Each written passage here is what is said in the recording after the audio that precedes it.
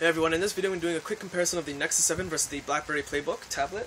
And you might notice that there's some noise of rain. It's because I'm outside. Even though it's gloomy today, the lighting is still pretty good. And for those of you that do or do not know, this is my second attempt at this video. And actually, if you just want to see the comparison, just click the link here. Otherwise, give me a minute to explain. Basically, I made a video of this about 2-3 days ago, and a lot of people started cursing and swearing in the comment section. I understand brand loyalty, but I wanted to keep my channel and videos clean, so I had to remove the comment section. But I realized that there's a reason people are angry, something's wrong. And I realized after that I was a bit, well, actually really biased for the Nexus 7. So what I did is I cleared my head, and I pretended I know nothing about the PlayBook and I know nothing about the Nexus 7. And I redid all the research on both, and you'll notice that I got my new, well, you won't notice, but I got a new info sheet, and I'm doing a brand new comparison, and from there's going to be a lot of pros and cons on the PlayBook, and a lot of pros and cons on the Nexus 7. So it's a fresh outlook. I apologize for that, which is probably a first on YouTube. I'm manning up, I apologize.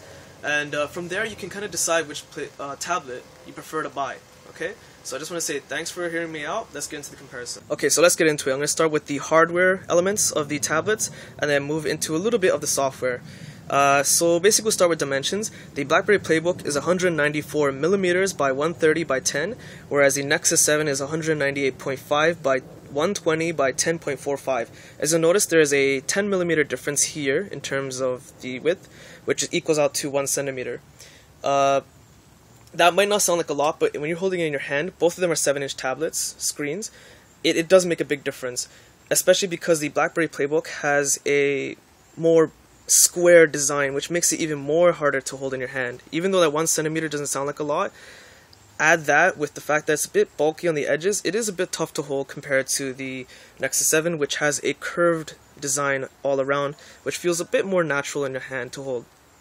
Okay, in terms of weight, the BlackBerry PlayBook weighs 425 grams, Nexus 7 weighs 340 grams, making the Nexus 7 85 grams lighter. Now that doesn't sound a lot in everyday life. Actually, it's practically nothing. But if you're having to hold your tablet up for like a good half hour, if you travel a lot, it does make a difference. You will notice a difference. You will get more tired more faster. Okay? But if you have some sort of back stand, then 85 grams isn't really that much. I wouldn't say it's a big deal. Okay, as for display, this has a 7-inch LCD 1024 by 600 resolution screen. It's WSVGA, whereas the Nexus 7 has a 7-inch 1280 by 800 HD screen, backlit IPS display, and it also has Corning scratch resistant, which I wouldn't trust too much. I wouldn't never trust Corning scratch resistant glass because it's scratch resistant, not scratch proof. And the BlackBerry PlayBook is fine. It's scratch resistant too. It's not running Corning, I believe, but it's still fine. I wouldn't trust Corning anyway. I believe it's a lot of overhype. Anyway, PlayBook is running a 1 GHz dual-core processor with 1 GB of RAM. Nexus 7 has a 1.3 quad-core Tegra 3 GHz processor with 1 GB of RAM. Even though this is running quad-core and this is running dual-core, this is just over twice as fast because it's 1.3 GHz processors. Don't let the processors affect your decision on which one to buy, unless you're a gamer. Like, I mean, you game a lot on tablets. If you're running something high-tech like Dead Trigger or Madden NFL, then yeah, get the Tegra 3 processor, which is the Nexus 7. If you're just using it for everyday use, like watching movies, books, reading, whatever, dual-core is more than fast enough. Trust me, you don't need the quad-core processor. It's just a bit overkill in that sense for everyday use. So that doesn't make a big difference. As for storage, the BlackBerry PlayBook comes with 16 GB as its base model for $200. The Nexus 7 comes for $199, $200 as well, for 8 GB. So you're getting half the space at the same price for the base models.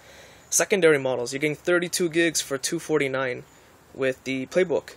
Secondary model for the Nexus 7, you're getting 16 gigs for $249. Again, you're getting half the space. And of course, the PlayBook has a third bigger model, which is 64 GB for $399. So you're getting half the storage space here for the same pricing of the PlayBook. Alright? So that might deter some people. If you want a lot of space, the PlayBook kills it big time. In terms of camera, this has a rear-facing camera. I find it funny when people record videos with the rear-facing camera on a tablet because it's just so big and bulky. If that's your only camera, that's fine, but if you can afford a tablet, you should get a camera. But anyway, it has a rear-facing 5 megapixel 1080p camera that records in MP4. It also has a front-facing camera, which is 3 megapixel and records in 1080p, also in MP4 format. Whereas the Nexus 7 only has a front-facing camera. It's 1.2 megapixels and records only at 480p. Yeah, you got a 1080p front-facing camera and a 480p front-facing camera here, and also this records in 3GP file format. So the BlackBerry PlayBook has a superior camera, because obviously it has one at the back, but the one at the front is way better, even in testing.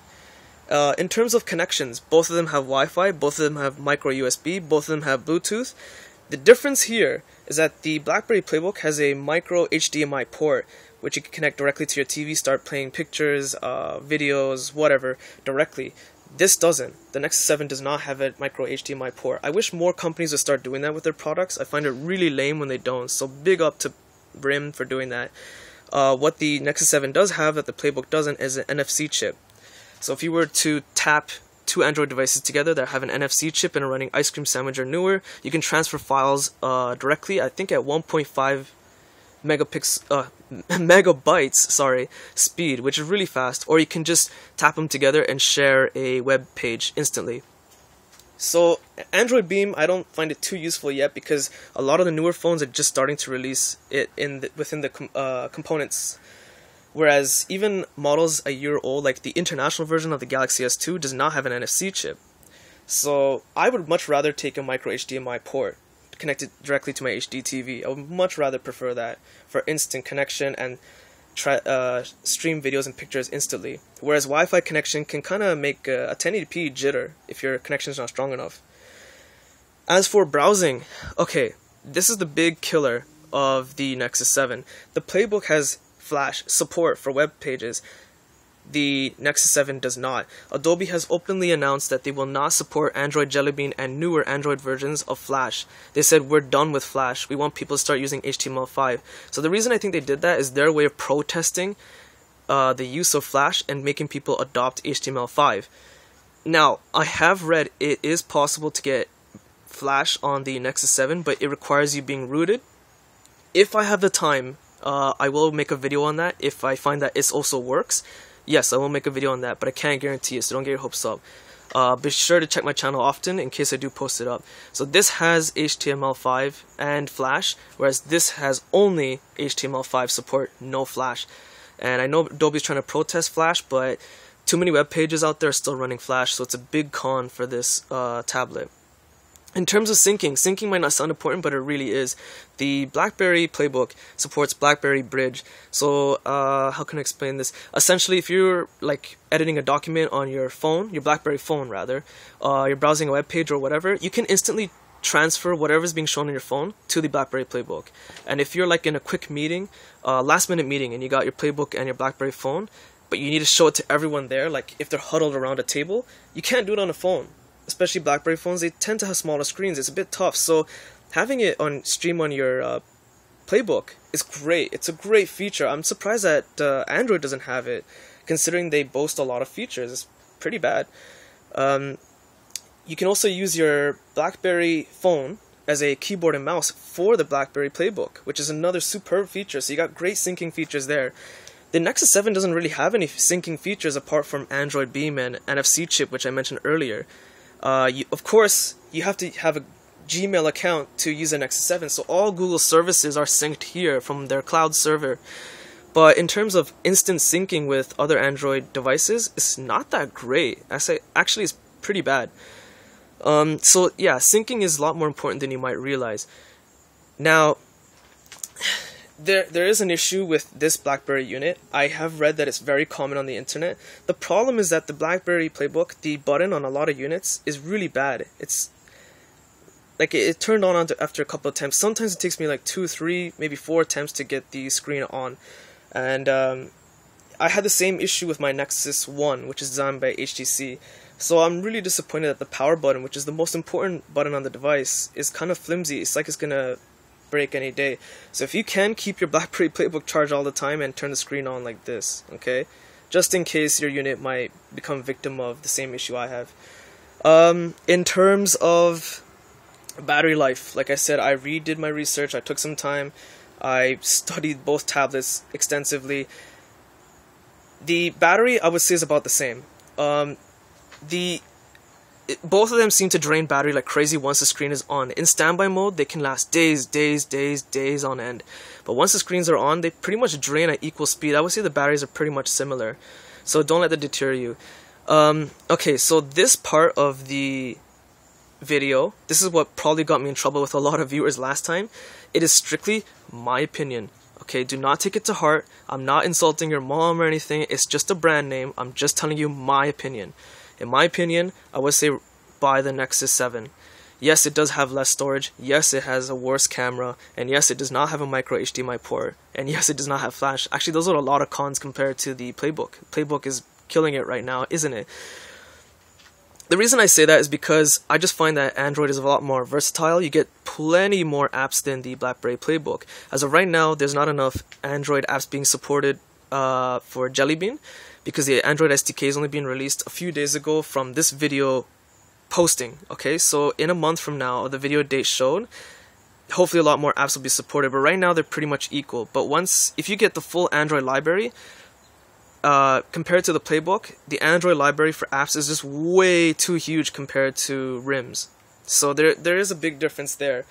So even though this has an HD screen, this does not. The resolutions are very similar, and on a screen that's 7 inches, I don't see why you need it that sharp anyway.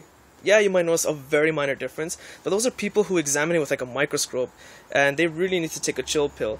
Having an HD screen here and not having an HD screen here, even though the resolutions are almost the same, it shouldn't make a difference on your purchasing preference. Don't let that deter you. The screen's so small, 7 inches. I mean, how sharp do you need it? So, like I said, I would recommend buying this, but it's a matter of preference. Not so much over the hardware, but more of the OS itself. And yes, this is superior in a lot of ways in terms of hardware, as I mentioned before, and this is superior in other ways. So it comes down to your own preference. I can't really say for you what you should buy, but that's pretty much my video. Oh, and this is the end of my opinion. So yeah, don't go crazy. Like, please just, it's just my opinion. I'm just letting you know what I think, but ultimately it's up to you. If you have the chance, I would recommend you go to something like Future Shop in Canada, or Best Buy and Future Shop in Canada and the US. Play with both in person. That's the best way to decide which tablet to get. You need to test it in your hand, see how it feels, how heavy it is, play with the OS, which one is more comfortable and easier to use. That's the best way to make a purchasing decision. So I hope this video helped. If you want, check out my website for technology news and rumors. Subscribe to my channel and hit the like button. Hopefully I will get more likes this time around. And thanks for watching.